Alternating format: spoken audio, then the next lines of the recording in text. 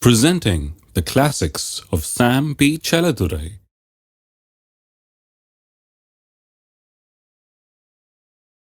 Therefore know that only those who are of faith are sons of Abraham. And the scripture, foreseeing that God would justify the Gentiles by faith, preached the gospel to Abraham beforehand, saying, in you all the nations shall be blessed. So then those who are of faith are blessed with believing Abraham. The Bible says it is the blessing of Abraham that we are blessed with. It's called the blessing of Abraham. Now, if you read verse 13 and 14, it says, Christ has redeemed us from the curse of the law, having become a curse for us. For it is written, cursed is everyone who hangs on a tree, that the blessing of Abraham might come upon the Gentiles. That is, all of us. The blessing of Abraham now not only belongs to the physical descendants of Abraham, but also to everyone through Jesus Christ, whoever will put their faith in Jesus Christ. Now, all through history, people have believed in blessing and cursing. Now things have become very modern. People don't believe that. They don't believe in the concept of blessing or cursing. But you see, people of every religion, every kind, any race, any color, any language, people of every kind have believed in blessing and cursing all through history. That is why you'll see people of all kinds wearing some kind of a lucky charm, and they're going to some god man somewhere so that he'll sort of throw some grass on them or blow on them or lay his hands on them, bless them or do something. They want blessing. They'll say, bless me, brother. Sir, bless me, because they want blessing, they don't want curse. They want bless. They do this and that to keep away the curse. They wear something in their hand and, we don't believe in all that stuff. But the thing is, people do all that because they have a belief about curses and blessings. All through history, people have always believed in all of these things. And that is why I believe the gospel is very relevant. If you understand the gospel, you can reach people very easily, because the gospel is about how Jesus came to remove the curse and bring the blessing. I can go to any village and start preaching, and people will instantly listen to me because I'll take up this. I'll say, Jesus came to take away your curse. I'm going to give you something permanently that'll keep the curse away and keep the blessing on you. Those people understand blessing and curse more than anyone else. Ordinary people, they'll immediately understand what we're talking about. And Jesus came to take away the curse and bring the blessing. Now, we've been talking about blessing. I told you what blessing is. It's empowerment from above, from God, that makes you successful and prosperous. Let me define curse, because here in this passage, both blessing and cursing is mentioned. This is the theme of this passage. He took the curse so that we can have the blessing. So we've got to understand that, because the Christian world today majors more on the curse than the blessings. Like I said, if I told people that they were cursed and we're going to deal with that curse, people will more readily listen, because they have not really learned to appreciate the fact that Jesus has removed their curse. So I'm going to deal with that. All right.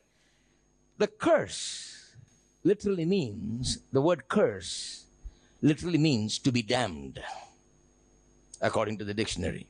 The curse means to be damned. Now, you know that a lot of people use this word. Let me say it's a D word. I don't want to say that again and again because it's an ugly word. But a lot of people use that. Have you ever noticed that in the world, the people use the word, this D word again and again? If they saw a nice, expensive, beautiful car, they say immediately the D word. Damn. They don't say blessed. Oh, what a blessing. No. Immediately the D word only comes. All these modern youngsters, you see them. Immediately they think it's cool. They say it's cool to use that word, the D word, you see. It actually means curse. They don't know it. That's why they're using it. If they knew what it means, they wouldn't be using it.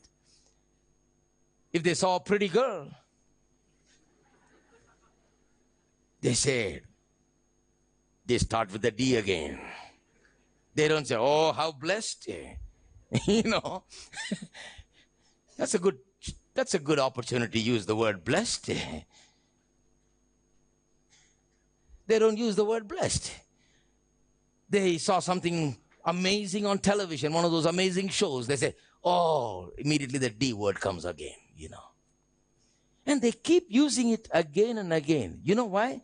Because The God of this world wants you to use your mouth to curse yourself and to curse others every day, every moment.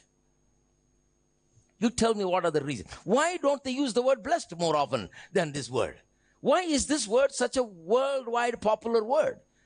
You go to any country in the world, they use it. Our young people use it. Everybody uses it. On television, you see, big heroes use it, and we see them using it, and then all our young people want to be those heroes. Now, I tell you, if you want to be a hero, let Jesus be your hero. Don't let these people that are ungodly and using ungodly words, cursing words, to be your heroes. Don't emulate them. Don't try to be like them. Understand what they're saying. The word damned really means to be cursed. Now, to be damned or to be cursed literally means this: to be dedicated or assigned or slated for destruction. Have you ever thought about that? To be damned means to be dedicated, assigned, or slated for marked for destruction. Now let me come up with a new definition based on this for blessing. If cursing or curse is to be marked for destruction, assigned for destruction, then blessing is to be marked for good things. How many of you know that you have been marked by God, pointed by God? You have been slated by God. You have been dedicated and assigned for good things, not destruction, but for good things to happen in your life. So that's the big difference between curse and blessing.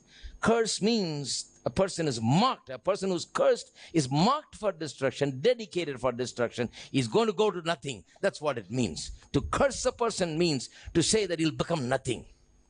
But to bless a person means to build him up, that he'll become something, that he may not be anything today, but he'll become something. That is what a blessing is all about. Now, let me show you from a passage here, because I want you to see how real blessing and cursing is. We've been studying about the blessing of Abraham. Here we see the children of Abraham in Numbers chapter 2. Remember how they were slaves, even though they were blessed? They didn't know about blessing. That's how they could end up in slavery. 430 years they were in Egypt. Out of that 370 years, they were slaves. Amazing. Just sitting there as slaves. Nobody ever preached to them about blessing. And all of a sudden, God raised up a prophet, Moses, who preached blessing. He said, God of Abraham, Isaac, and Jacob. He reminds them about the blessing of Abraham, Isaac, and Jacob. He has sent me to you, he says, and started preaching blessing. And that's why I showed you how important a preacher of blessing is to you. Otherwise, without a preacher of blessing, those people would have never got up from their slavery, left Egypt, and come out of there, and never entered into the promised land. It is not possible at all. God uses the men of God to preach blessing, to get you out of where you are, to get you into what he has for you. That is why it is so important what you hear. Jesus said, take heed what you hear. Don't just be hearing all kinds of junk. Don't be hearing all kinds of religious sermons. He said, take heed. Be careful about what you hear, because what you hear is the direction that you're going to go in. It's going to influence you. So now, turn to Numbers chapter 22. It's a very interesting story, the story of Balaam, and Balak, and so on. Let me read to you. It's a very, very interesting story about blessing and cursing, how real it is, how very real it is. Then the children of Israel, verse 1, moved and camped in the plains of Moab on the sides of Jordan across from Jericho.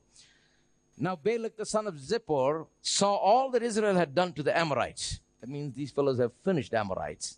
Israelites have dealt with the Amorites, and you've seen it. And Moab was exceedingly afraid of the people, that is Israelites, because there were many. And Moab was sick with dread, sick with fear. I mean, he was just sick to his stomach. He was afraid, couldn't sleep, because of the children of Israel. So Moab said to the elders of Midian, now this company will lick up everything around us as an ox licks up the grass of the field. Oh, he was very right. He says, those fellows are coming up like the cow comes and eats all your grass in your field. If you let them in, They'll shave your field, eat all your grass. These people are going to walk into our country and eat up all the good and consume all the good. They are a blessed bunch. They're coming to consume everything that belongs to us. They're going to come and take everything that belongs to us, he says. And he was right. Listen to this. Now this company will lick up everything around us as an ox licks up the grass of the field. And Balak, the son of Zippor, was king of the Moabites at that time.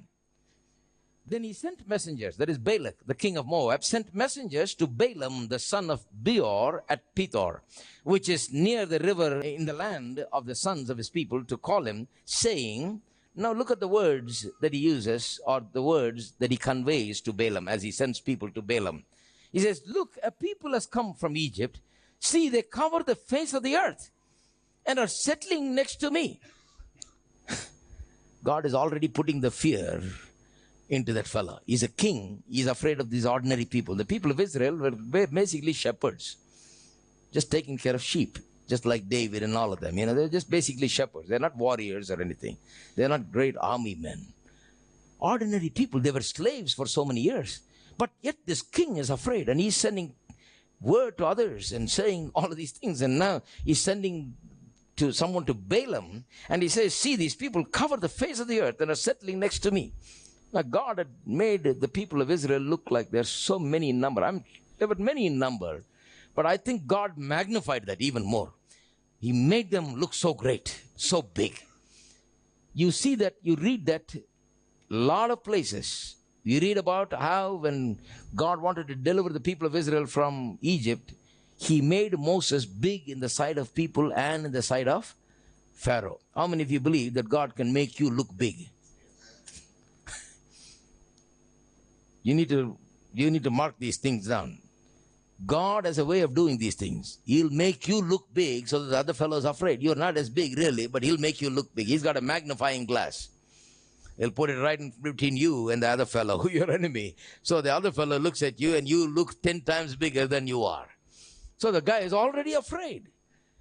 Now listen to verse 6. Therefore, please come at once. Curse this people for me. Curse this people for me. Now he's calling Balaam to curse this people.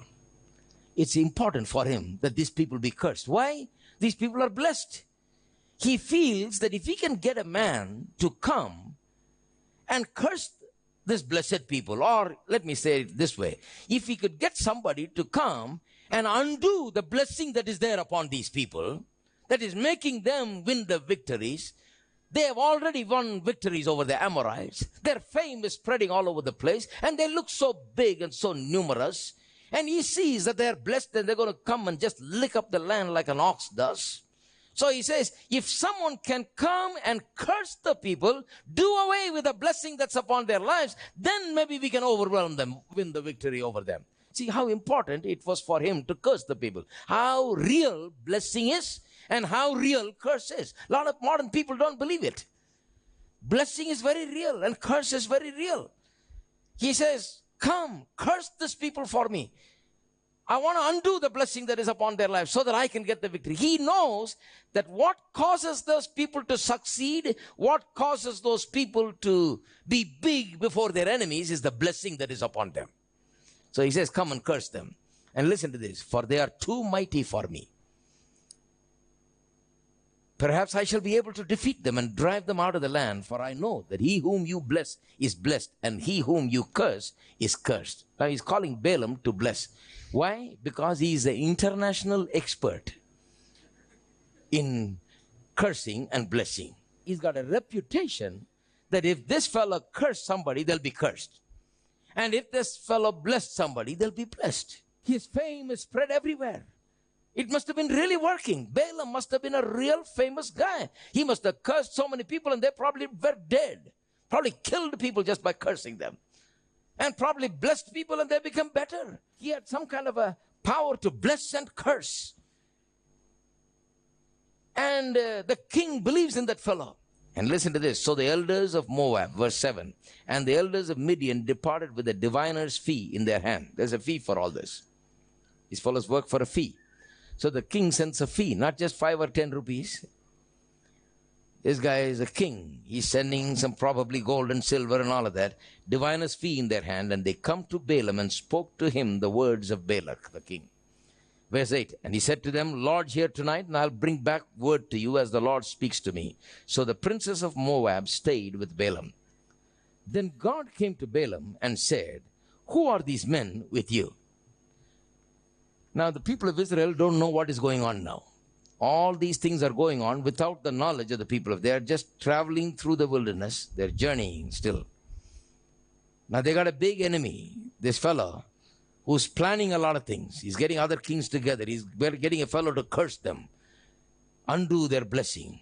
He's trying to get somebody to do something about these people. There is something that is being orchestrated against the people of Israel behind their backs. The people of Israel don't know what's happening. But God knew what was happening. God was already on the job. How many of you know that God is already on the job when you don't think that He knows what your problem is? Before you even start calling on Him and praying to Him, God is already there for you. He gets on the job. So God knows what is being orchestrated, goes to Balaam and says, who are these men that are with you? Listen to this. So Balaam said to God, Balak the son of Zippor, king of Moab, has sent to me saying, look, a people has come out of Egypt, and they cover the face of the earth. Come now, curse them for me. Perhaps I shall be able to overpower them and drive them out. Only if they are cursed, they can be overcome. Only if somebody comes and curses them and curse works, then only he can win the victory. He knows that. So he has sent them, he said. And God said to Balaam, now you listen to this. God said to Balaam, you shall not go out with them. You shall not curse the people, for they are blessed. Hello? Are you there? God says, you better watch out, because I have spoken some words over them, that whoever blesses them, I will bless, and whoever curses them, I will curse. Now, big boy Balaam, you're going to have it bad now. If you go out and curse these people, you're going to have it. You better not go out and curse them, because they are blessed. God calls you blessed. You see, there's such beliefs among Christians today, especially among the spiritual churches. I want to mention this today. Because I've been raised up in this background, and I deal with this all the time. Such a faith in witchcraft and all this hex and spell and all of these things and so on. These are people that are saved, spirit-filled, that go to church. One person came to me and said, I believe there is a curse upon me. I said, who said that? One preacher told me. I said, how does he know? He said, God revealed it to him. How did he reveal it to him? In a dream. Certainly not from the Bible. He hasn't read his Bible. He revealed it in a dream, it seems. So he said, in a dream, God revealed to him that we have a curse in our house. He said, what are you going to do about it? We're going to get some anointed person. I said, do you mean to say then that Jesus was not anointed enough? The curse remover who came 2,000 years ago, sent by God, do you mean to tell me that he was not anointed enough to remove your curse, that you need some anointed man to remove that curse today? I said, don't you believe in what Jesus has done? And the person was shocked, because of what I said. They just looked at me and said, my God, this fellow must be different, And they immediately get very suspicious, They suspect me. So what is he talking about? He's from, he's learned it from some other country. I think he's learned it and come over here and is preaching all this stuff, No, I'm preaching from the Bible. I didn't tell you that I had a dream that you are blessed. I'm telling you from the Bible that God calls you blessed.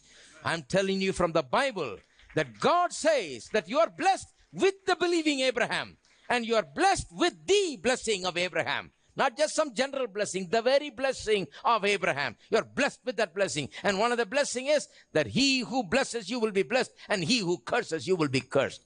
And I put notice to you today that those who come out against you, either by witchcraft or anything that they can orchestrate against you, will have nothing.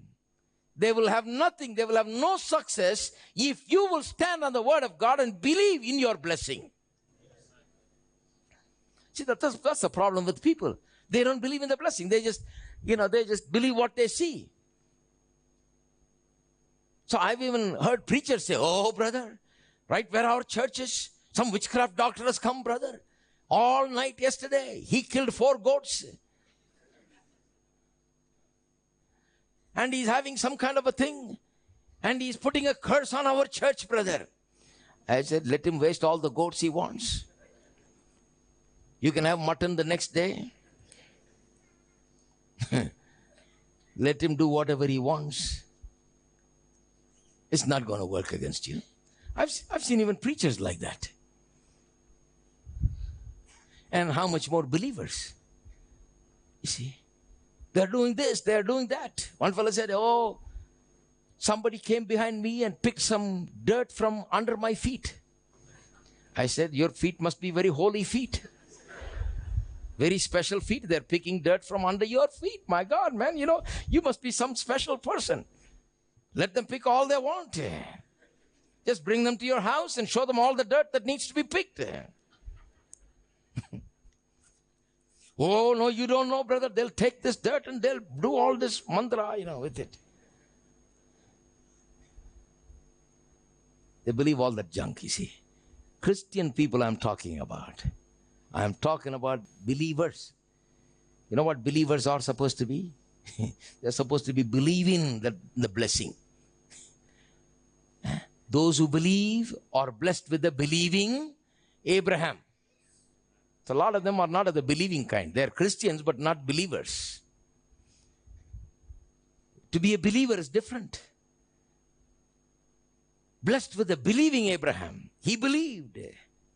He believed that no one can stand against him. He believed that kings couldn't stand up. That's why he went and called all his servants and called all the neighbors and everybody and went and warred against the kings that took away Lot and his family and Sodom and brought all the stuff back. How daring. He believed that these enemies are nothing. These kings are nothing. He can go fight against them and win the battle. If they're going to take what belongs to him, he's going to go after them and get it back because they can't have it.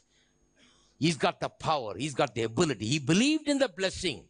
If you believed in the blessing, you'll win the battles of your life. Let them come against you. Somebody said, well, they're throwing lime pieces, brother. I said, make lime juice. It's good. Stand here and keep catching them. Oh, brother, you don't know. They'll do all that stuff. And it really works. I know it works, but will it work on you? It works on you because you believe. See, you're afraid, and being afraid is really having faith in its ability to hurt you. Fear is faith in the negative. Fear is actually faith. Just like you have faith and you can move mountains, you have fear and you create all kinds of havoc and trouble. You can create destruction. That's the story of Job. He created destruction by fear in his home. But God, all the time, has been calling them blessed. He said, they're blessed, don't you touch them. Now listen to this. So Balaam rose in the morning and said to the princes of Balak, go back to your land, for the Lord has refused to give me permission to go with you. And the princes of Moab rose and went to Balak and said, Balaam refuses to come with us. Now listen to this, the second offer. Then Balak again sent princes more numerous and more honorable than they. He sent some big shots and more of them. And they came to Balaam and said to him, thus says Balak the son of Zippor, please let nothing hinder you from coming to me. See, that cursing was so important to them. They want him to come and curse. They want that curse to work so that they can, see, without doing away with the blessing, they can't do anything. See, the enemy believes that. The enemy believes that they can't win against these people until we get somebody to curse and get the curse out. So the enemy believes nothing can be done about these people until we get the blessing out. Get somebody to come and curse and get the blessing out, we can't do anything. Isn't that something? The enemies are better believers than believers. Why don't the believers believe it? The believers don't believe in their blessing. The enemies believe in your blessing. Listen to this. Please let nothing hinder you from coming to me, for I will certainly honor you greatly and will do whatever you say to me. Therefore, please come. Curse this people for me. So important to curse. Please come and curse this people for me, because what stands in the way of my victory here is blessing. Everybody say, blessing is victory. Blessing is power. Blessing is ability. Blessing is strength. Blessing is ammunition. That's what blessing is. Without getting rid of the blessing, I can't do anything, he says. You please come and curse, because the thing that stands in the way of me getting the victory over these people is the blessing that they've got. He believes so much in the blessing. Now listen to this. Verse 18. Then Balaam answered and said to the servants of Balak, though Balak were give to me his house full of silver and gold. Now his house is not 1,200 square feet. When you read the Bible, you got to read it really, He's a king. He's got a palace, He's got thousands and thousands of square feet. Probably got tens of thousands of square feet, Got a big enough place. And Balaam says, if the king gives me his house full of gold and silver, he's talking about a whole lot of gold and silver, I could not go beyond the word of the Lord, my God, to do less or more. In other words, he says, you can give me humongous amounts of gold and silver. You can heap upon me money, gold and silver and wealth beyond anything that I've ever seen. I just can't help it. I cannot curse these people whom God has blessed. I just can't do it. The thing is this: no matter how many kings, people of power, that is, come up against you, no matter how many people of influence and power and ability come out against you, no matter how many people of clout come against you, no matter how powerful they are with money, with manpower, whatever it is, your blessing that is upon you is bigger than all that the world can bring against you.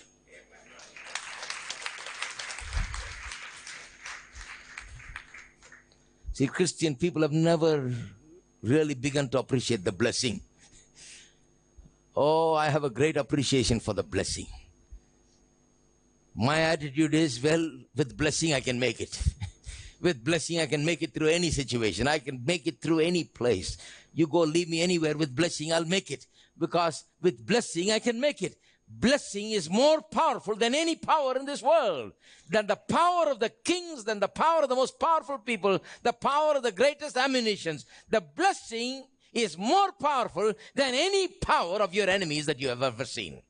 So stop focusing upon your enemies and what they're doing. Stop focusing upon the witchcraft and all the hex and the spell and all this nonsense. Stop focusing upon what they do. Start focusing upon how great your blessing is, how powerful your blessing is, that your blessing is not just a blessing, it is the blessing of the Lord.